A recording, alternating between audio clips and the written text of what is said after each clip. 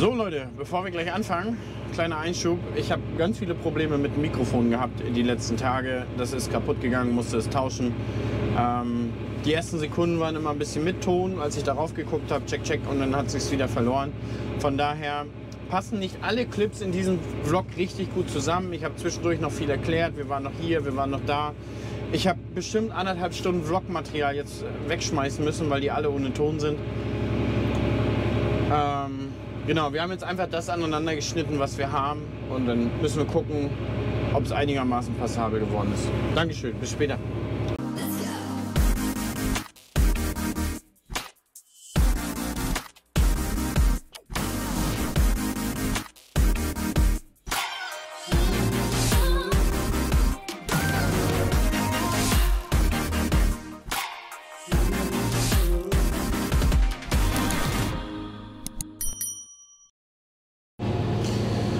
So, auf geht's. Die letzten Meter. 10,50 Striptill. Hier war ich schon. Ich will das bloß hier nochmal durchlockern. Ich muss da unten so ein kleines Stück durchfahren. Ich war jetzt nochmal von uns aus der Anlage nochmal was holen. Wir haben Samstag nichts mehr rausgekriegt, war leer. Jetzt haben wir uns da noch die letzten 20 Kubik hier zusammengekratzt. Und dann kriegt ihr direkt mein Fazit zu den neuen Scharen, zum 1050 und allgemein, wie es lief. Also wir haben jetzt 300 Hektar diese Striptill-Saison jetzt gemacht. 190 Mais, 110 Sonnenblumen. Und ja, wir hatten 3 Scherbolzen, die gebrochen sind. Das zeige ich euch nach draußen. Dann waren 4 von so einen Scharträgern gebrochen. 3 sind gebrochen. 3 von 3 neuen. Habe ich vorhin mal schon mitgeteilt. Die sind da hinterher. Und wollen gucken, ob das eventuell eine Fehlproduktion ist oder so, was ich da gekriegt habe. Also so kann man echt nichts sagen. Also die Jungs sind da auch hinterher. Gerade den ich immer anrufe, Matthias heißt der. Matthias ist richtig hinterher. Der kämpft richtig um jeden kleinen Meter. Was natürlich schwierig ist, so ein Stück hier, was nur aus Kurven besteht. Ist für Striptill schwierig. Hab schon fast überlegt gehabt, ob ich da noch mal kurzfristig den Grubber rausholen und das Vorgewende einmal nachgrubber. Aber mal gucken. Habe ich letztes Jahr auch nicht gemacht und lief ja trotzdem gut. Irgendwie hat man dann immer teilweise Angst, man muss dann noch wieder in der Erde rumwühlen. Aber ich glaube, das braucht man immer alles gar nicht so, wie man sich das da vorstellt. Ja, hier ist ja unser Moorstück, diese 1 Hektar. Mal gucken, was ich da noch aufpacke. Bin noch nicht genau sicher, habe mehrere Ideen. Habe noch ein paar Kulturen zum Testen, wie ich das alles verpacke, weil ich habe mich wohl um 5 Hektar verrechnet. Also mir fehlen letztendlich 5 Hektar. Und ich habe halt 5 Hektar mehr Sonderkulturen. Ich will die aber auch jetzt hier nicht irgendwie zwischen den Mais packen. Das ist halt der Punkt, weil ja, dann passt das alles mit Pflanzenschutz, mit Vorgewende und nicht, ne?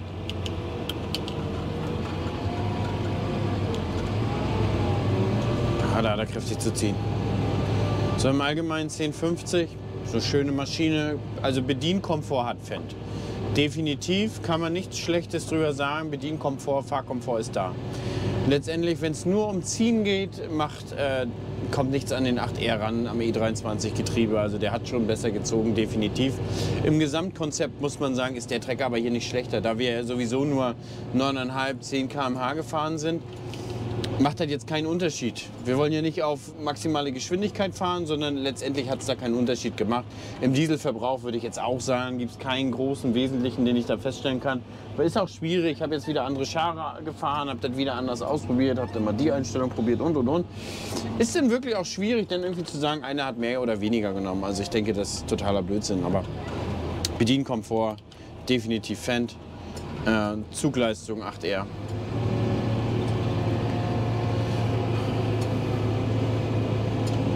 Guck gerade, aber also das mit den Kurven fahren ist wirklich so eine schwierige Sache. Und dann gehen wir gleich mal raus und gucken uns diese Schare an. Aber wo wir gerade schon mal beim 8R sind, vielleicht ist mal einer von John Deere so nett und mag sich mal mit mir in Verbindung setzen. Ich will da mal ein, 2 Worte über den Händler besprechen, ob das so im Interesse vom John Deere ist. Und ja, genau, ich will das halt nicht medial machen. Und dann gehen wir gleich mal rausgucken an die Scharen. Bis gleich.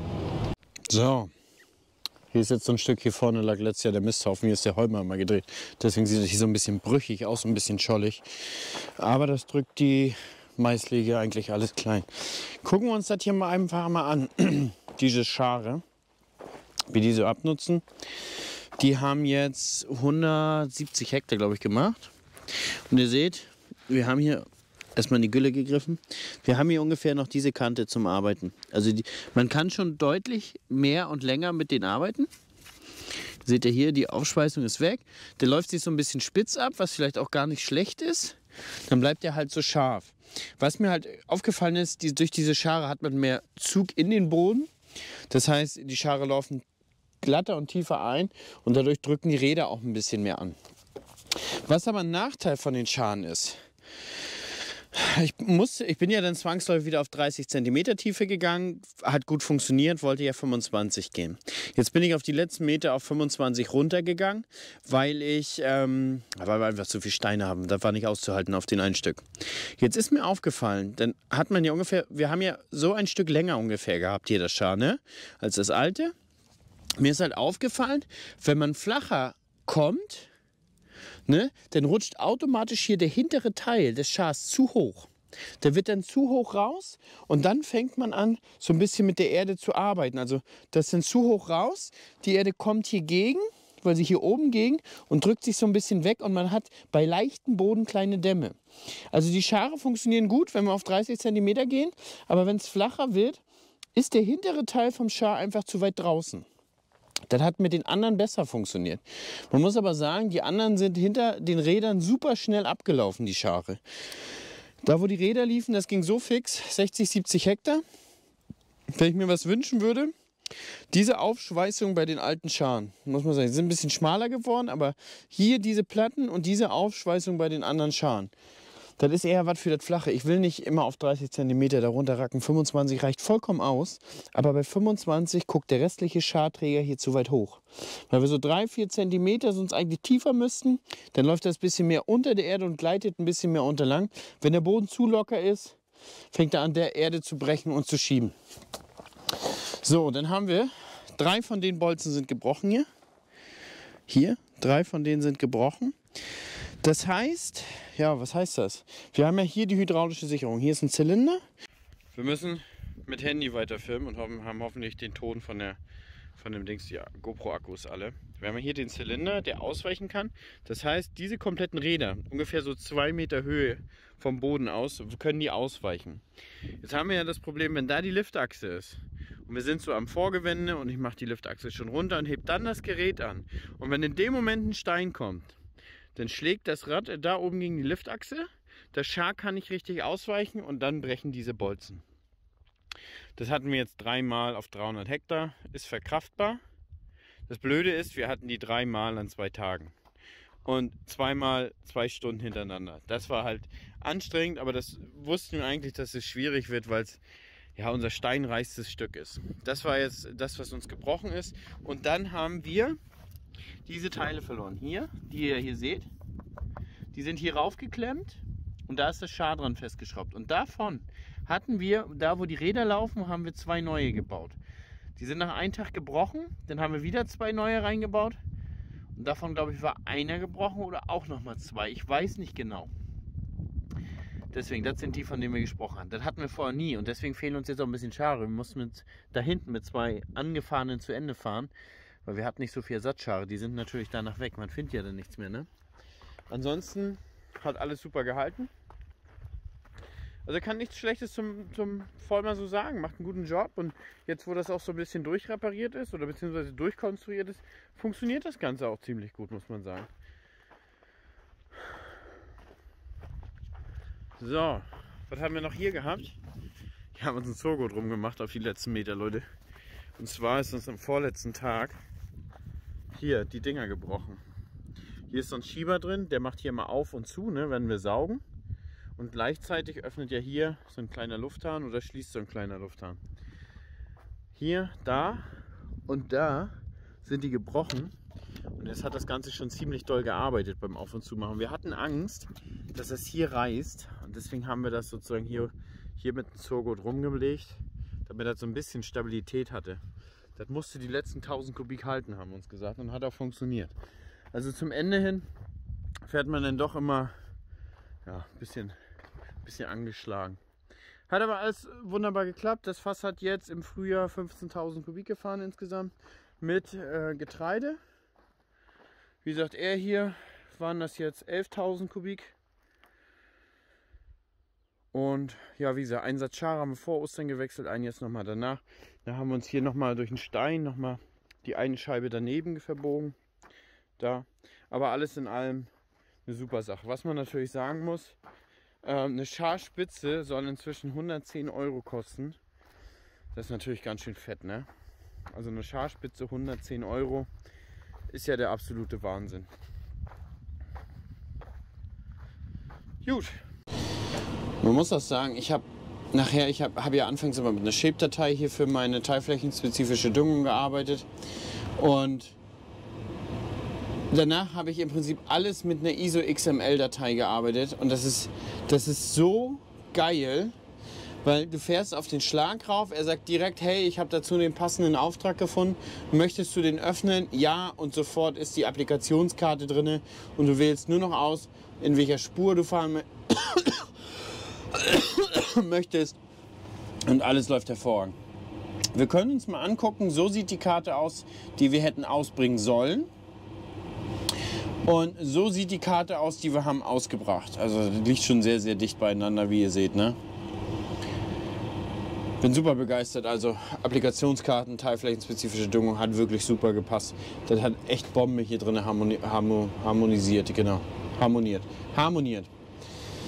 Das ist so ein Punkt, ich hatte da beim 8R immer ein bisschen Probleme. Manchmal hat er einige Shape-Dateien nicht genommen und ich habe da teilweise nicht rausbekommen, warum. Also ich habe dann gedacht, weil ein Ö oder ein Ä im Namen ist, habe das abgeändert und er hat die einfach nicht gefressen, die Shape-Dateien. Ja, vielleicht habe ich mich da einfach zu blöd angestellt, aber ansonsten, so sieht die Fläche im Nachgang aus. Also, geile Sache. Ich muss echt sagen, geile Sache. Im Gesamten hat mir die Kombination oder gefällt mir die Kombination Fendt oder ein Vario-Getriebe vor diesem Fass einfach viel, viel besser. Aber das war eigentlich auch zu erwarten, wenn man da ein stufenloses Getriebe hat. Das hat einfach bei solchen Arbeiten, die wir hier machen, wahnsinnig große Vorteile. Im Prinzip hat ja dieses Stufengetriebe, dieses klassische E23-Getriebe oder so, wie wir es schon hier bauen, hat ja im Prinzip die Wahnsinnsvorteile bei der Zugkraft.